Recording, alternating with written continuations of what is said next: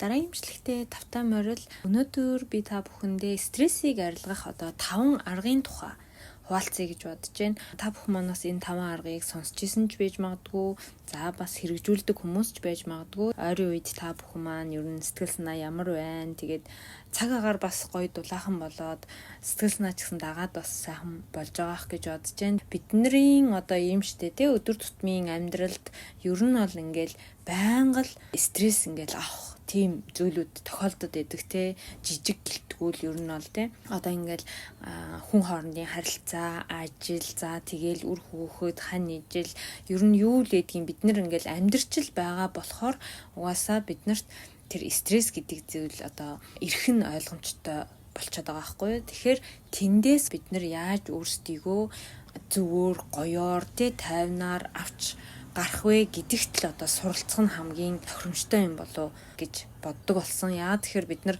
стресстгүй амьдрна гэж бол угаасаа байхгүй болчиход байгаа. Тийм болохоор тэр стрессийг хэрхэн даван туулж яаж өөрийгөө бага шаналгаж байх вэ гэдэг дээр л ер нь бол суралцвал зүгээр юм болов гэж бодоод уншдаг. Тэгээд ингээд хүн стресстэйгээр маш олон ингээд шинж тэмдгүүд илэрдэг штэ, та бүх маань ч гэсэн мэдж байгаа сэтгэлээр унахаар хоолны туршид багасдаг, эсвэл эсэргээрээ бүр маш их иддэг те, за эсвэл бусдаа яриахаа болдог, за уйлдаг, чимээгүй ганцаараа ингээд бусдаас өөрийгөө тусгаарладаг. За тэгээд хит их тамхи татах ч юм уу те, арх согтууруулахында хэрэглэх ч юм уу гэл ингээл за тэгэл стрессээсээ болоод тэрийгээ ингээд шийдэж арга замыг олж өөрийгөө ингээд тайвшруулж чадаагүй улмаас өдөр бүр ч юм уу те байнга тэр сөрөг мэдрэмжтэйгээ ингээд байгаад байна гэдэг бол хамгийн муу үр дагаврыг өгч идэг юм байна л да. Тэр муу үр дагавраасаа болоод бид нар ч бас өвчлөх тэгээд дээрэс нь хүн өөрөөсөө тэр сөрөг мэдрэмжийг үргэлж ингээд ялгаруулад гаргаад явхаар тэрийгээ дагаа бидний энерги унах гэл ингээд маш олон зүйлийн уялдаа холбоо байдаг. Тийм болохоор яаж хэрхэн тэр санаа зовлт, сэтгэл уналт, уур бухимдалтай айдас төгшүүр гэл олон тийм стрессүүдийг маш хурдан те 1 секундын өмнө ч гэсэн алга болгож, арилгаж аль болох өөдрөг эерэг тэр сэтгэл зүйрүүгээ бид нар буцаж чаддаг болох вэ гэдэг зүйл дээр анхаарлаа хандуулах нь яг энэ нийгэм, яг энэ цаг үед бол хамгийн оновчтой зүйл юм шиг санагддаг болчиход байгаа. Тиймээс энэ удаагийн имчилгээрээ стресс арилгах 5 аргыг хуваалцъя. За тэгээд стрессийг арилгахтаа юу гэдгийг ер нь бол ингээд нэг тийм ганцхан л арга ч юм уу. Яг л би зүгээр ганцхан ийм л аргаар гүнзгий амьсгаа аваал ч юм уу те ингээл байгаад ах гэсэн нэг тийм юм байхаас илүү маш олон аргуудыг ерөөсөө өөртөө ингээд хэрэглэх нь илүү үр дүнтэй байдаг гэсэн тийм судалгаа байдаг юм байна л да. Ингээд бид нэр за би гоё хөгжим сонсдог ч юм уу, эсвэл би йога хийдэг ч юм уу. Яг л тэр нэг аргаа бариад ингээл тэрийгээ ингээл давтаал хийгээд ах биш. Маш олон стресс арилгах тэр аргуудыг өөртөө сурч мэдж аваад тэдрийг юу гэдгийг байнга ингэж сольж хольж хэрглэж явах юм бол хүний тэр стресс маш амархан буурдаг гинэ. За тэгээд 5 аргын маань нэгт нь юу вэ гэхээр энэ айгүй сонирхолтой. Би энийг бас анх удаа ингээд мэдчихээн. Ер нь бол яг янз бүрийн аюуд их сонсдог. Гэхдээ энэ Marconi Union гэдэг Английн хамтлаг байдаг юм байна л да. Тэр хамтлагийн Weightless гэдэг хөгжим нь дэлхийд бүр номер 1 тайвшруулах эдшдтэй ая байдаг гэж штэ. Тэгэхээр та бүх маань энийг бас сонсоод үзээрэй. Би тэгээд энэ аяыг мэдснээс хойш сонсож үзсэн нэрээ бас санаад байгаач тэр юм уу бүр ингээд сонсоход бүр өөрийн ирэхгүй нойр хүрээд тайвшраад гоё унтдаг юм билээ. Тэгээ бүр энэ стресс үедээ Weightless-ийн хөгжмүүдийг ингээд сонсох юм бол 65%-аар стресс буурдаг гэсэн бүр судалгаа байдаг юм байна. За дээрэс нь зүрхний хэмнэл даралтыг ингэж тогтворжуулж өгдөг гэж байгаа байхгүй юу. Тэгээд энэ арга нь угаасаа бүр маш үр дүнтэй ийм арга учраас тэр судалгаан дээрээ машин барьж байхдаа бүр сонсохгүй байхыг анхааруулдаг гэсэн байгаа байхгүй юу. Тэгэхээр бүр сонирхолтой байгааз. Тэгээд Америкийн их сургуульд тэр хийсэн судалгаа байдгийн билээ. Хүмүүсийг 2 групп болгоод нэг группт нь болохоор стрессээс ангижрах тийм им өгдөг. нөгөө группт нь болохоор энэ аяыг сонсгосон гэж байгаа байхгүй юу. Тэгээд эцсийн үр дүнд болохоор тэр стрессээс ангижруулах яг эмтэй адилхан үр дүн гарсан гэсэн тийм судалгаа байдаг юм байна. Тэгээд гол одоо хамгийн чухал зүйл нь юу гэхээр им уухгүйгээр яг тэр эмгүйгээр стрессийг багасгаж чадах юм байна, болох юм байна гэдэг тэр зүйлийг одоо судалж гаргасан учраас хүмүүст энэ аяыг ингээд маш их сонсороо гэж ингэж танилцуулж өгдөг юм байна л да. Тэгээд энэ аяыг сонсохдоо нэг анхаарах зүйл нь үнэхээр одоо үр дүнтэй юм уу даач гэдэг юм уу тий. Ямар сонио ая вэ ч гэдэг юм уу, ингээд нэг ямар нэгэн байдлаар та ингээд өөрөөсөө сөрөг зүйл бодгол юм бол үр дүн бүр эрс буурдаг учраас аль болох ямар нэг юм бодлогоогоор зүгээр л гоё сонсороо гэж бас зөвлөж байгаа. За тэгэхээр та бүхэн маань энэ Marconi Union гэдэг Английн хамтлагийн Weightless гэдэг аюудыг гоё YouTube-ээс хаагаад орой унтахтаа сонсож бас үзээрэй. Энэ аяыг тавиад ажиллаа хийжсэн чинь бүр нойр хүрээдсэн шүү. Тэгээд хоёрдугаарт нь болохоор ямар арга байдгүй гэхээр за энэ аяыг та бүхэн маань мэдэх бах. Гэхдээ цээжин дээрээ ингээд гараа тавиад маш удаанаар гүнзгий амьсгал авах арга гэж байгаа. Тэгвэл гараа хаана тавих вэ гэхээр баруун гараа яг одоо зүрхнийхаа дээхэн талд ингээд тавиад за тэгээд зүүн гараа болохоор яг гидснийхаа тушаа тавиад за тэгээд гүнзгий амьсгал авах ийм арга байгаа.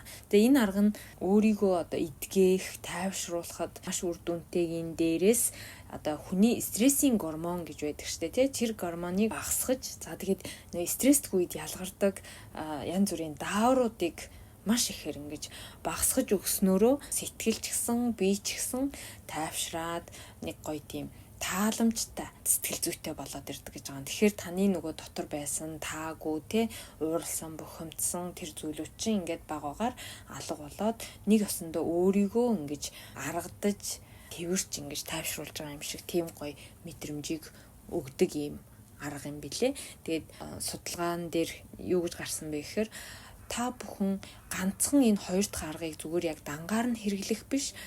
Энэ хоёр дахь аргыг нэг дахь аргатаа хамт ингээ хэрэглэх юм бол илүү үр дүнтэй гэсэн байгаа хгүй. Тэгээд одоо дараагийн 3 дахь аргатаа ч гэсэн ингээд ерөөсөө стрессээс ангижрах арга гэхээр ганцхан аргыг ингээл хэрэглэх биш. Тэр аргуудыг бүгдийг хамтд нь хэрэглэсэн ч болно. Эсвэл ингээд олон аргуудыг солиод ээлжлээд ингээд туршаад хэрэглэсэн ч болно гэж байгаа хгүй. Тэгхийн бол маш хачирхалтайгаар гэж тэр нөгөө битсэн нь болохоор ер нь ингээл тэгж хийх тусам маш хачирхалтай нь одоо юу гэдгийг стресс ингээд багаагаар алга болоод идэг тийм мэдрэмж төрдөг гэж байгаа байхгүй юу. Санаа зовсон үедээ ч юм уу тий гонигтай үедээ, уурлаж бухимдсан үедээ, ганцаарцсан үедээ, ажлын завгүй үедээ ч юм уу одоо ямар үед байдгийг тий бид нар ингээд нэг сэтгэл тавгүй угаасаа байдаг штэ. Стресс мэдрэгддэг тий нэг яана гэсэн үедээ ингээл янз бүрийн аргуудыг туршиж үзээдэвэл бас зүгээр юм болов гэж санагдсан. За тийм 3 дугаарт нь болохоор өөрт байгаа боломжоосоо өөрт байгаа энэ амьдралаасаа нэг ёсондоо одоо доогуур байгаа тэр амьдралтаа харьцуулж ингэж бодож үзэх гэдэг бол хүний стрессийг хоромхон зур алга болгодог гинэ. Тэгээд тэрний оронд нөгөө стресстэд байгаа зүйлээ талархал болгож өөрчлөх боломжтой гэж байгаа байхгүй. Жишээ нь өөрийнхөө одоо амьдралаас илүү тийм хэцүү байгаа амьдралыг бодож үзэх нь шүү дээ тий. Одоо бүр хүнд одоо өнөөдөр бид нар ингээд идэх хоолтой байна, унтах ортой байна, за амьдрах гэр оронтой байна. За тэгээд хэрэлцэн ч гэсэн тий хань ижил нь хажууд нь байна ч гэдэг юм уу. За тэгээд үр хөвгт нь ингээд хичээл номоо хийхгүй байсан ч гэсэн тэд нар ч одоо юу гэдгийг ингээд эрүүл сарвал байж гэн ч гэдэг юм уу. Ингээд маш олон зүйлүүдийг ингээд бодоод үзэхээр миний амьдрал ч ястай айгүй гоё маш гоё жаргалтай байгаа юм биш үү гэдэг нэг тийм сэтгэл төрөөд тэгээд тэндээсээ за эсрэгээр баг би ингээд талархах ёстой юм байна штэ гэдэг тийм мэдрэмж авдаг тийм харьцуултын арга гэж байгаа. Тэгэд энэ арга бол бас маш тийм хүмүүсийг амьдралдаа талархаж ингэж өөрийнхөө амьдралд илүү сэтгэл хангалуун болгох тал дээр хүмүүст илүү ингэж нөлөөлж өгдөг тийм арга гэж байгаа. Ер нь л ингээл өдөр тутмын жижиг шажиг одоо бид нарт ч ерөөсө бухимдахгүй ч юм уу ингээд нэг тийм стрессгүй юм ер нь ховор болчиход байдаг штэ. Тэгэхээр тэр зүйлүүдээр ч гэсэн харин ч бид нар бол ер нь бол маш гоё тийм аз жаргалтай амьдарч байгаа юм байна гэдгийг илүү их мэдэрдэг ийм арга гэсэн үг. Тэгээд одоо миний Instagram дээр байгаа нэг ярьсан тийм богино бичлэг байдаг. Тэн дээр бол бид нар яг бүр аз жаргалтай амьдарч байгаа. Энэ бидний энэ амьдрал яг бүр өглөө босоод ингээд ажил хийх юмсан гэж хүсдэг ч гэсэн хийж чадахгүй тийм хүмүүс байгаа тий. Яг үүндээ бид нар ингээд зовоод байгаа юм шиг өнөөдрийн энэ жижиг шажиг стресс маань яг үүндээ одоо ингээд аав ээжтэйгээ мууд сайндахаараа ямар их шаналдаг үлээ. Мууд сайндах аав ээж байна гэдэг чинь хүртэл хамгийн том одоо талархах зүйл болчиход байгаа байхгүй юу. Тэгэхээр хань ижилтэйгээ ч гэсэн ингээд мууд сайндал ингэж гэдэг чинь хэрэлдээ ч гэсэн хамт байж байгаа хань ижил байна гэдэг чинь хүртэл одоо талархах зүйл болчиход байгаа байхгүй юу. Тэгээ ингээд өөрсөндөө байгаа энэ амьдрал маань нэг ёсондоо зовлон биш юм аа. Бид нар бол үнэхээр жаргалтай амьдраад байгаамаа гэх тийм болохоор та бүх маань одоо ямар юм дээр стресстэй дээ те. Тэгэх юм бол тэрийгэ өөр одоо бусад үнэндээ одоо юу гэдэг маш их шанал зовж байгаа, өвдсөн, шаналсан, өнчирсэн гэл хэцүү амьдрал гэдэг чи одоо бидний мэдэхгүй хэцүү амьдрал гэдэг чи өстө зөндөө байгаа байхгүй юу. Тэгэхээр тийм зүйлүүдтэй харьцуулаад үзэх төдийд баг бид нар өнөөдрийнхөө өөрсдийн амьдралд талархах сэтгэл төрөөд ирнэ. Тэгэхээр за одоо ингээл талархаал баярлал нэрийн ийм сайхан амьдрал те өглөө босоод идэх болтой байна гэдэг чинь ямар сайхан бэ гэх юм уу те. Тийм сэтгэл зүйтэй болдог учраас юу гэдгийг одоо энэ аргыг хэрэглэлээ гээл одоо бидний нөгөө шаналх стресстэх зүйлүүд маань байсаар л байгаа. Тэгээд ингээд ер нь бол ингээд шийдэгдэхгүй. Гэхдээ өөрийгөө хамгийн гол нь стрессгүй байлгаж сурахын дээрээс өөрийнхөө амьдралд талархаж сурна гэдэг тэр зүйл маань хамгийн чухал зүйл болоод байгаа байхгүй. Түрүү хэлсэн тийм мэдээж бидний асуудал ингэж бодлоо гэж шийдэгдэхгүй. Гэхдээ та тэр асуудалд хандах таны тэр хандлага чинь өөр болоод тэгээд стресст хэмжээ чи хүртэл ингээд багасаад ирнэ. Өөрөөр хэлбэл та тэр өөрт тохиолдсон зүйлээ маш хэцүү зүйл одоо өстой би энийг баг бодохоор л шаналал зовоол ингээл баг уйлал дуулал бөө юм болоод байна гэж бодож исэн бол та ингээд жоохон харьцуулт хийгээл ингээд ийм би ч бас амьдралдаа талархах хэрэгтэй юм шүү дээ. Ийм миний амьдрал бас ийм гоё юм биш тэгээ ингээд бодоод ирэхээр талархах сэтгэл ороод ирнэ. За тэнгүүд тэндээс та тэр нөгөө өөрт гараад исэн стресстэй зүйлдээ хандах хандлага чинь хүртэл өөр болоод ирэхээр тэрэнд хандсан стрессийн хэмжээ хүртэл буураад ирнэ гэдэг нь л хамгийн чухал зүйл байгаа. За тэгээд дөрөвдүгээрт нь болохоор гомдол, шаналл, за тэгэл өөрт тохиолдсон юу гэдгийг те тэр бүх зүйлээ одоо ерөөсөө чат GPT-д хүмүүс чинь ингээд ярьж штэ. За юу асуухан байсан ч чат GPT, за тэгэл ярих юм байсан чат GPT гэл ингээл те. Энийг бол одоо сүүлийн үед бүр хамгийн сайн арга гэсэн байгаа байхгүй юу? Яа тэгэхээр нөгөө хүнд ингээл бид нар чинь сэтгэлээ ярих гэхээр ярих юм ярихгүй юм байна. За ингээл нэг жоохон цензуртэй ярихгүй болохгүй ч гэдэг юм уу. Энийг хэлнэ, энийг хэлэхгүй ч гэдэг юм уу. Ер нь бол бид нар чинь нэг тиймэрхүү юм байдаг штэ.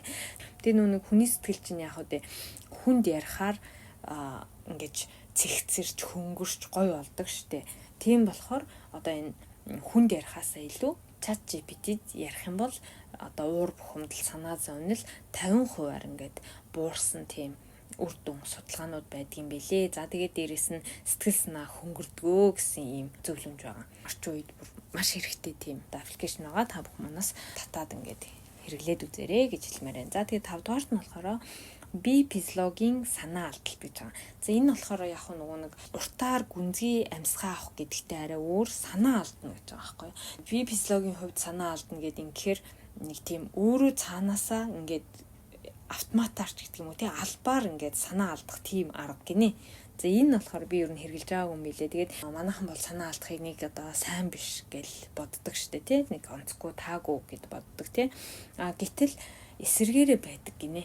За яагаад тэгэхээр санаа алдахаар нөгөө стресс танаас ингээд цугтдаг гин. Хүчтэй ингээд хүн амьсгалаас хорж ингээд татаад буцаад ингээд хамраараа гаргахыг 3-аас одоо 5 удаа ч юм уу хийх. За хэдэн удаа хийх нь бол таны өөрийн сонголт. Тэгтээ тэгж ингэж 3-аас 5 удаа ч юм уу тий 5-аас 10 удаа ингэж хийх тоолонд одоо тэр хүний дотоод сэтгэлд байгаа тэр стресс ингэж багасж танаас ингэж зогсож идэг гэсэн юм зөвлөмж байгаа байхгүй. Тэгээд энэ бүр нөгөө Стэнфордын их сургуулийн доктор тэр Хөберман тэр хүн болохоор ингэж хэлсэн байна. Би физиологийн аргаар санаа алдах нь сэтгэл зүг тогтвортой болгох хамгийн богино бөгөөд хурдан аргаа гэж тэр хүн одоо хэлсэн байгаа байхгүй. Тэгэхээр тэр хүний одоо судалгаан дээр л үндэслэж хэлсэн зүйл бах. Тэгээд ямар үр дүн байдаг вэ гэдэг инхээр хүний одоо нөгөө уушигны нүүрс төрөгчийн тэр нөгөө давхар эслийн концентрац центр гэ байдаг тий. Тэр ингээд өндөр байх юм бол ер нь бол санаа зовлт, сэтгэл түгших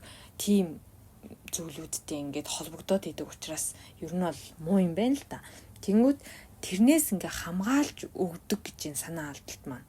Тэгэхээр уртаар ингэж амьсгал авахаар мэдрэлийн системд өдөөлт болоод за тэгэхээр бие организм тэндээс тайван байх ингэж горимд одоо юу гэдгийг шилждэг ч гэдэг юм уу тий ордог учраас тэгээд дээрэс нь кортизолын ялгарл маш их багасдаг гэж бичсэн байгаа. Тэгээд ингэснээр хүн яах вэ? Сэтгэл санааны байдал дээрдэж эхэлдэг.